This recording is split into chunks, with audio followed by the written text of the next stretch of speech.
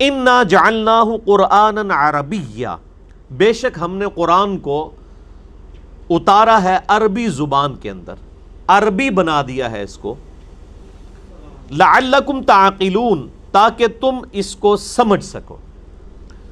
تو قرآن حکیم کا عربی میں آنے کا مقصد کیا ہے؟ قرآن حکیم کو سمجھ سکو، یعنی قرآن کا پرائمری مقصد اس کی تلاوت کرنا نہیں ہے، اس کو چومنا چاٹنا نہیں ہے، بلکہ سمجھنا ہے۔ یہ کتنی حیران کن بات ہے کہ قرآن حکیم دنیا میں سب سے زیادہ پڑھی جانے والی کتاب ہے، لیکن اس کا تاریک پہلو یہ ہے کہ قرآن حکیم دنیا میں سب سے زیادہ بغیر سمجھ کے پڑھی جانے والی کتاب ہے۔ اتنی زیادہ کوئی ایسی کتاب نہیں جو بغیر سمجھ کے پڑھی جاتی ہو۔ آپ کو آپ کا کوئی دوست انگلینڈ جا کے انگلش میں خط لکھے اور آپ کو انگلش نہ آتی ہو، تو آپ کئی لوگوں سے کوشش کریں گے کہ یار یہ جو اس نے خط لکھا ہے مجھے پتہ چلے میرے دوست نے میری طرف کیا روانہ کیا۔ لیکن قرآن اتنی مظلوم کتاب ہے کہ یہ کریٹر آف دا یونیورس، اس کائنات کے بنانے والے نے آپ کی طرف اپنا آخری پیغام بھیجا ہے انسانیت کی طرف، کہ جس کے بعد اب کوئی پیغام نہیں آنا۔ عربی زبان میں نازل کیا، لیکن ہمیں کبھی توفیق نہیں ہوئی، اس کا تو ہمیں ترجمہ کروانے کی بھی ضرورت نہیں ہے۔ اللہ تعالیٰ نے ایسے اسباب پیدا کیے ہیں کہ اس وقت دنیا کی جتنی بھی میجر زبانیں ہیں ان میں قرآن حکیم کا ترجمہ ہو چکا ہے۔ انگلش میں ہو گیا تو آپ سمجھ لیں پوری دنیا کا ہو گیا۔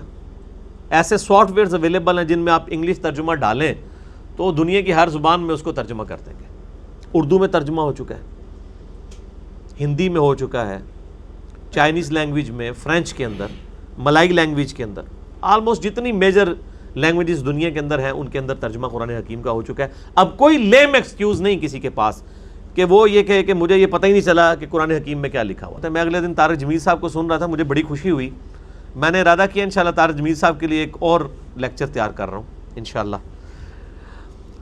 تو وہ کہہ رہے تھے، وہی مجھے تو لگ رہا ہے کہ میری ویڈیو دیکھ کے انہوں نے وہ جملے بولنے شروع کیے، ورنہ پہلے جملے ان کی زبان پہ اس طرح کے کبھی نہیں آئے ہیں۔ انہوں نے کہا کہ مجھے بتائیں یہ علماء نے جو اردو کے اندر قرآن حکیم کے ترجمے کیے ہیں یہ کیا اپنے لیے کیے ہیں؟ ان کو تو عربی آتی تھی، یہ آپ لوگوں کے لیے کیے ہیں، آپ قرآن ترجمے سے پڑھیں۔ یہی بات جو ہم بھی بولتے تھے۔ طارق جمیل صاحب کو تبلیغ میں لگے ہوئے 40 سے زیادہ سال ہو گئے ہیں، آج تک انہوں نے یہ جملہ کبھی زبان سے نہیں بولا تھا۔ کیا اب ایسی چینج آ گئی ہے ان کے اندر؟ مجھے بڑی خوشی ہوئی، اور یہ بھی بالکل حال ہی میں ایک ہفتہ پہلے ہی ان کو یہ کلپ اپلوڈ ہوا ہے۔ انہوں نے کہا یہ ترجمے علماء نے پبلک کے لیے کیے تھے تاکہ پبلک اردو کے ذریعے قرآن حکیم کا ترجمہ پڑھے اور قرآن کو سمجھے۔ قرآن اس لیے نازل ہوا ہے، یہاں پہ بھی ہے نا کہ اس لیے ہم نے عربی میں نازل کیا تاکہ سمجھ سکو، یعنی عربی لوگوں کو، اور اسی لیے علماء نے ترجمے کیے تاکہ تم اردو میں سمجھ سکو، یہ امپلائڈ ہے اس کے اندر۔ تو میں نے طارق جمیل صاحب کو بتانا ہے کہ یہ سب سے بڑی سازش علماء کے طبقے سے ہوئی ہے، آپ ایکسپوز کریں ان کو۔ آپ کی جو ٹیکسٹ بک ہے فضائل اعمال، اس میں جو فضائل قرآن والا چیپٹر ہے، پہلا چیپٹر حکایات صحابہ کے بعد والا، اس کے اندر ایک اتنی خطرناک بات لکھی ہے کہ اس کے بعد کوئی پاگل ہی ہوگا جو قرآن کو ترجمے کے ساتھ پڑھے گا۔ انہوں نے لکھا کہ جی قرآن کو سمجھنے کے لیے، اس کی تفسیر سمجھنے کے لیے 15 علوم چاہیے، اور وہ 15 علوم انہوں نے گنوائے ہیں، اور 14 تو چلے پھر بھی فزیکل علوم ہے، 15واں انہوں نے کہا یہ علم وہ بھی ہے جو خاص لوگوں کو عطا ہوگا۔ مطلب ہے قرآن کو ہاتھ نہ لانا، کرنٹ مارے گا جے۔ کتنی بڑی آپ نے قدر لگا دی، وہ آپ نے کہہ دی خاص، یعنی اگر کوئی 14 بیچارے سیکھ بھی لے رہا، ان کو 15واں تو نہیں نہ آیا، بہانا رکھ لیا نا، آٹا گوندے ہلدی کیوں ہے، اتنی بڑی ہرڈل رکھ دی۔ اچھا، اس کے بعد اس سے بڑا ظلم آگے ہوا۔ اسی فضائل اعمال میں آپ 41 نمبر 241 پیج جو فضائل اعمال چھپی ہوئی ہے کتب خانہ فیضی رائے ونڈ کی، 241 نمبر پیج ہے اس کا، اور اگر آپ الگ سے اس کا وہ چیپٹر فضائل قرآن والا نکالیں اس میں 41 نمبر پیج ہے۔ اس میں ایک اتنا خطرناک خواب لکھا ہوا ہے جس کے بعد کوئی شخص قرآن نہیں پڑھے گا۔ خواب یہ لکھا ہے کہ امام احمد بن حنبل رحمہ اللہ تعالی المتوفی 241 ہجری، انہوں نے خواب دیکھا اور خواب میں اللہ تعالیٰ کی زیارت کی۔ انا للہ و انا الیہ راجعون، پہلا جھوٹ۔ یعنی موسیٰ علیہ السلام کے بارے میں تو قرآن میں آیا کہ اے موسیٰ تم مجھے نہیں دیکھ سکتے. اللہ نے وہاں تو آفر نہیں لگائی کہ ہاں موسیٰ میں نے بعد میں امام حنیفہ کو بھی زیارت کروانی ہے خواب میں اور احمد بن حنبل کو بھی کروانی ہے, تو یہ والا پیکج لے لیں آپ. میرا خیال ہے موسیٰ علیہ السلام پیکج لے لیتے. مجھے اگر اللہ آفر کرے تو میں بھی یہ پیکج لینے کے لیے تیار ہوں. جس کو خدا کے دیدار کی اتنی تڑپ ہے موسیٰ علیہ السلام, اس کو یہ پیکج آفر کیا جا سکتا تھا کہ آپ مجھے ڈائریکٹ تو نہیں دے سکتے لیکن خواب میں آپ کو زیارت کروا دیتے ہیں. انہوں نے کہا سو بسم اللہ یا اللہ کیوں نہیں. لیکن کیا فرمایا کہ پہاڑ کی طرف دیکھو, اس میں ہم اپنی تجلی نازل کریں گے. سورۃ الاعراف میں آیا اگر یہ قائم رہا تو پھر تم بھی کوئی سوچنا. تو اس کی انڈائریکٹ افیکٹ کی وجہ سے موسیٰ علیہ السلام بے ہوش ہو گئے. اور یہاں پہ کہنے احمد بن حنبل نے دیکھا خواب میں, فقہ حنفی کی کتابوں میں لکھا ہے امام حنیفہ نے 100 دفعہ دیکھا. یہاں فضائل اعمال 241 پیج, کتب خانہ فیضی فضائل اعمال کا فضائل قرآن والا چیپٹر الگ سے چھپا ہے 41 نمبر پیج. یہ مجھے پیج اس لیے یاد ہے, کل میں کھول کے نا تو میں بڑا پریشان بیٹھا تھا. میں نے کہا میں ایک لیکچر اس کے اوپر تیار کروں فضائل اعمال کے اوپر. صرف ظاہر ہے میں تبلیغی جماعت سے سب سے زیادہ محبت کرتا ہوں, میں سب سے زیادہ تبلیغی جماعت کو پروموٹ کرتا ہوں, میں سب سے زیادہ حق رکھتا ہوں کہ میں تبلیغی جماعت کی جو نیریٹو میں جہاں پہ کمزوریاں ہیں ان کو ہائی لائٹ کروں, تاکہ یہ بہت بڑا ایسٹ ہے. اتنی بڑی ہمارے پاس اور کوئی جماعت نہیں ہے جو مسلمانوں تک دعوت و تبلیغ کا کام کرے. تو اس میں لکھا ہے کہ احمد بن حنبل نے خواب میں اللہ تعالیٰ کی زیارت کی اور پوچھا کہ یا اللہ میں تیرا قرب حاصل کرنا چاہتا ہوں, سب سے آسان ذریعہ کیا ہے قرب حاصل کرنے کا کہ میں تیرا قرب حاصل کروں. تو اللہ تعالیٰ نے فرمایا کہ قرآن پڑھا کر.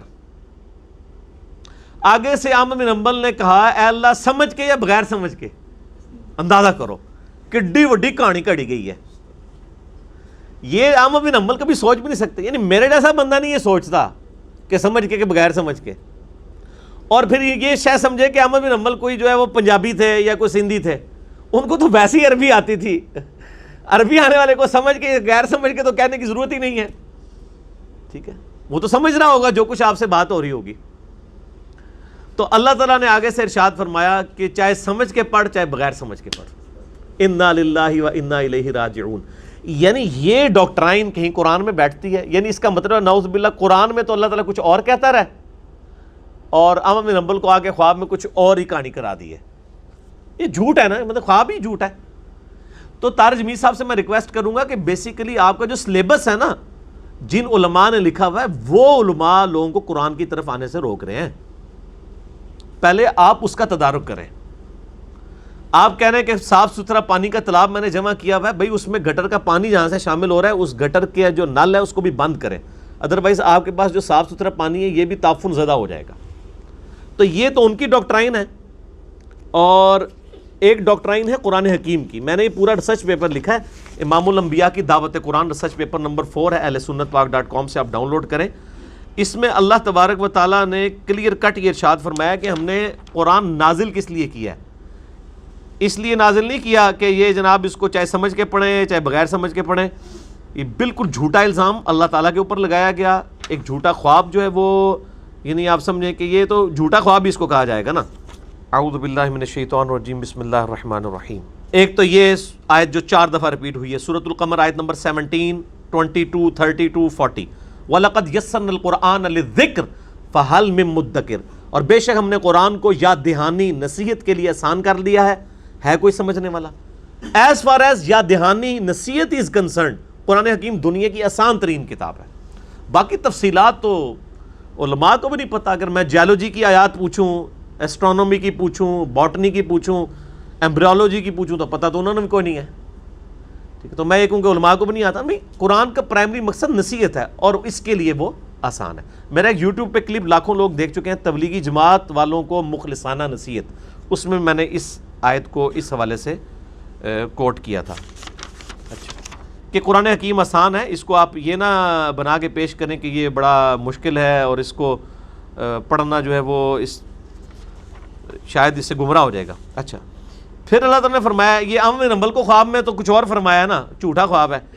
سورہ صاد کی آیت نمبر ہے 29, کتاب انزلناہ الیک مبارک. اے نبی علیہ السلام, یہ قرآن ایک مبارک کتاب آپ کی طرف ہم نے نازل کی ہے. لیدبروا آیاتہ, تاکہ لوگ اس کی آیات میں تدبر کریں. ولیتذکر اولو الالباب, اور نصیحت حاصل کریں اس سے عقل والے. ٹھیک ہے, پھر آیت ہے ان فی ذلک لذکری لمن کان لہ قلب او القی السمع وہو شہید، سورہ قاف میں. پھر سورہ قاف کی آخری آیت ہے فذکر بالقرآن من یخاف وعید. یعنی پورا قرآن تو یہ کہہ رہا ہے کہ تو قرآن سمجھنے کے لیے نازل ہوا ہے، یعنی یہ چونے چاٹنے کے لیے نہ، چاہے سمجھ کے پڑھو جی چاہے بغیر سمجھ کے پڑھو، اونٹ کے نہیں سمجھ کے پڑھنا ہے. جو اینڈ رزلٹ ہی ایک ہے. جب آپ لالچ ہی نہیں کسی کو دے رہے تو اس نے کہاں سے سمجھنا ہے؟ تو اس نے پھر طوطے کی طرح ہی پڑھنا ہے. اللہ تعالیٰ ہمارا ہم نے قرآن عربی میں اس لیے نازل کیا تاکہ تم اسے سمجھ سکو. ظاہر ہے اس میں اولین مخاطب تو مشرکین عرب تھے، عرب کے رہنے والے لوگ تھے، ان کی زبان میں، چونکہ انہی کو اللہ تعالیٰ نے جو ہے وہ اٹھانا تھا. یعنی قرآن حکیم کی جو مرکزی دعوت ہے وہ عرب کے لوگوں کی طرف ہے، انہی کو اٹھا کے پھر پوری دنیا تک قرآن کا پیغام پہنچانا تھا. اس لیے یہ ضروری تھا کہ جو لوگ لیڈرشپ کے اوپر فائز ہوں ان کی اپنی زبان کم از کم. اور میں یہ اکثر کہتا ہوں کہ عرب کے لوگوں کے اندر دو کمزوریاں تھیں جن کو اللہ تعالیٰ نے اس حوالے سے اوور کم کیا کہ انہوں نے رومن اور پرشین امپائر اکھاڑ کے رکھ دی. کسی نے سوچا بھی نہیں تھا کہ بدو لوگ جن کو کسی زمرے میں شمار نہیں کیا جاتا تھا، 17 سال کے اندر، 1 ہجری سے لے کے 17 ہجری کے اندر انہوں نے دونوں سپر پاورز الٹ کے رکھ دی. ان میں ایک کمزوری یہ تھی کہ طوائف الملوکی تھی، یعنی آپس میں لڑتے رہتے تھے، ایک قبیلہ دوسرے سے لڑتا تھا، کوئی ایک یونٹی نہیں تھی کہ ایک جھنڈے کے نیچے وہ جمع ہو. ان کو یہ پتہ نہیں تھا کہ ان کے اندر اتنا پوٹینشل موجود ہے کہ یہ جو آپس میں لڑتے رہتے ہیں اور اس ٹف ماحول کے عادی ہیں، ریگستانی ماحول کے، اور رومن اور پرشین امپائر جو کہ صدیوں سے دنیا پہ حکومت کرتے ہوئے ایک سمجھ لیں انہوں نے ایک کنکلوڈ کر لیا کہ ہمیں تو کوئی ڈیفیٹ کر ہی نہیں سکتا. وہ ایک آج کے دور کے اعتبار سے سمجھیں کہ وہ ایک فارمی قسم کے لوگ بن چکے ہوئے تھے، ایسیوں میں رہنے والے عرب کے لوگ، ٹف ماحول کے عادی، ریگستانی، ٹھیک ہے جی، اتنی مشکل زندگی گزارنے والے لوگ. لیکن کمزوری یہ تھی کہ طوائف الملوکی تھی. اگر کوئی ایک شخص ایسا ان میں مبعوث ہوتا جو ان کو ایک جھنڈے کے نیچے جمع کر دیتا تو وہ سارے لوگ، اتنے ٹف ماحول کے عادی لوگ، وہ اس قابل تھے کہ وہ رومن اور پرشین امپائر کو الٹ سکتے تھے. اور وہ اللہ تعالیٰ نے اپنا پیغمبر ان میں مبعوث کر دیا صلی اللہ علیہ وآلہ وسلم. دوسری ان کے اندر خامی تھی کہ وہ امی تھے، ان پڑھ، جاہل، اجڈ. ان کو یعنی یہ نٹوریس ورڈ کے طور پہ کہا جاتا تھا، یہ ان پڑھ ہیں، کو تو پتہ ہی نہیں کسی چیز کا. اس کی وجہ سے جو اہل علم تھے ان کی بڑی دھاک ہوتی تھی عربیوں کے اوپر.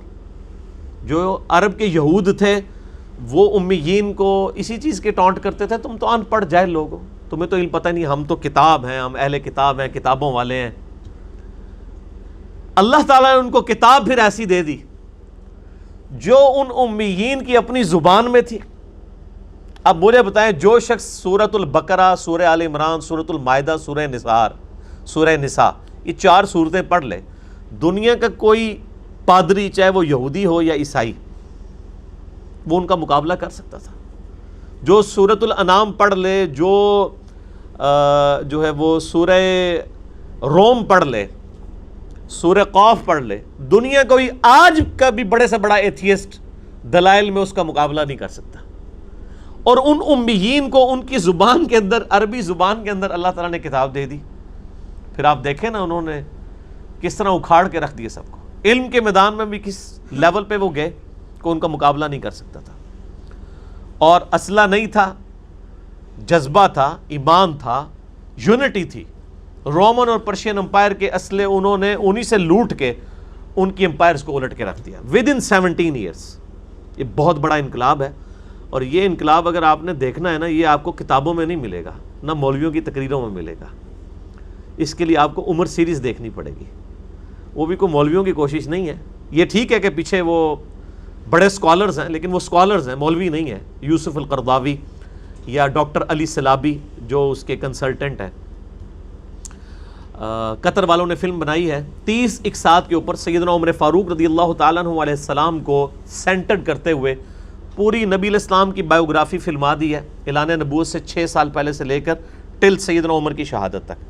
اس میں جنگ قادسیہ بھی ہے جو پرشین امپائر کے خلاف فیصلہ کن جنگ ہوئی، جنگ یرموک جو رومن امپائر کے خلاف فیصلہ کن جنگ ہوئی، اور اس سے پہلے نبی الاسلام کے مبارک زمانے میں بھی جو غزوہ خندق ہوئی یا غزوہ احد ہوئی، غزوہ بدر، یہ سب کی سب فلمائی ہے عربی کے اندر، اور اس کا ٹیسٹ ہی عربی میں ہونا ہے. اور اس کی سب ٹائٹل انگلش سب ٹائٹل کے ساتھ الحمدللہ وہ یوٹیوب کے اوپر اویلیبل ہے. اگر یوٹیوب پہ نہ بھی ملے، کچھ اس حوالے سے بھی کاپی رائٹس کا بھی ایشو بنا، تو ڈیلی موشن کے اوپر اویلیبل ہے، کچھ اردو کے اوپر بھی کام ہو گیا. بہرحال انگلش سب ٹائٹل اگر آپ ساتھ روک کے اس کو دیکھتے جائیں تو آپ کو ایگزیکٹلی پتہ چلے گا کہ کس طریقے سے ایک عرب کی ریولوشن اٹھی اور اس نے صدیوں کی حکومتیں ان کو الٹ کے رکھ دیا. دو چیزوں کی بنیاد کے اوپر، ایک یونٹی اور دوسرا ان کے پاس جو علم تھا جو اللہ نے قرآن کی شکل میں ان کو دیا. وَإِنَّهُ فِي أُمِّ الْكِتَابِ لَدَيْنَا لَعَلِيٌّ حَكِيمٌ، اور بے شک یہ قرآن اس ام الکتاب، اس کتاب کی ماں، کتابوں کی جڑ میں ہمارے پاس ہے، بہت بلند اور حکمت والی. یعنی لوح محفوظ کے اندر اصل قرآن ہے. یہ قرآن جو ہمارے ہاتھ میں ہے نا، یہ اس کی مصدقہ اتھینٹیکیٹڈ فوٹو کاپی ہے. اصل قرآن جو ہے وہ اللہ تعالیٰ کے پاس لوح محفوظ میں ہے، جس سے وہ بتدریج اتارا گیا. جو اللہ تعالیٰ نے فرمایا نا سورہ واقعہ کے اندر بھی آتا ہے نا، جہاں پہ اللہ تعالیٰ نے جس کا غلط انٹرپریٹیشن بھی لوگوں نے کر لی اس حوالے سے کہ جی قرآن پاک کو صرف پاکیزہ لوگ ہی ہاتھ لگا سکتے ہیں، حالانکہ وہ بات ہی کچھ اور ہو رہی تھی. انہ لقرآن کریم فی کتاب مکنون لا یمسہ الا المطہرون تنزیل من رب العالمین. یہ قرآن حکیم جو ہے وہ اللہ تعالیٰ کے پاس لوح محفوظ میں ہے، اور وہاں پہ صرف پاکیزہ لوگ ہی اپروچ کر سکتے ہیں، یعنی فرشتے. یہ جنات کا اتارا ہوا نہیں ہے، یہ فرشتوں کے ذریعے اترا ہے. اور وہ پاکیزہ لوگ سے مراد لوگوں نے باوضو اس کا ترجمہ کر دیا، کسی نے کچھ کر دیا. صرف ایک چیز ہے جو جامعہ ترمذی میں اور ابو داؤد کے اندر موجود ہے. سیدنا علی رضی اللہ تعالیٰ عنہ علیہ السلام کہتے ہیں کہ نبی علیہ السلام کو حالت جنابت کے علاوہ کوئی اور حالت قرآن پڑھنے سے مانے نہیں ہوتی تھی. آپ جنبی نہ ہو، یعنی غسل فرض نہ ہو، اس کے علاوہ آپ کسی حال میں بھی ہوں، کوئی پروٹوکول نہیں ہے قرآن پاک کو پڑھنے کا. اور اب یہ شکر ہے ٹچ سکرین موبائل آئے ہیں تو یہ مولویوں کا یہ والا حربہ ہی ختم ہو گیا ہے جی قرآن کو چھو نہیں سکتے. اب تو وہ بھی مانتے ہیں کہ یہ چھونے میں نہیں آتا. تو بیسیکلی یہ قرآن سے دور کرنے کی ایک سازش تھی، اور سب سے بڑی سازش یعنی مسلمانوں کے ہاں ہی ہوئی. مسلمان علماء کی طرف سے ہی، علماء سو کی طرف سے، کیونکہ علماء سو تو ہم برکت کے لیے بول دیتے ہیں، اکثریت تو سوئے ہی ہوئے نے، تو اگے بھی سوندے پہ نے پنجابی والے.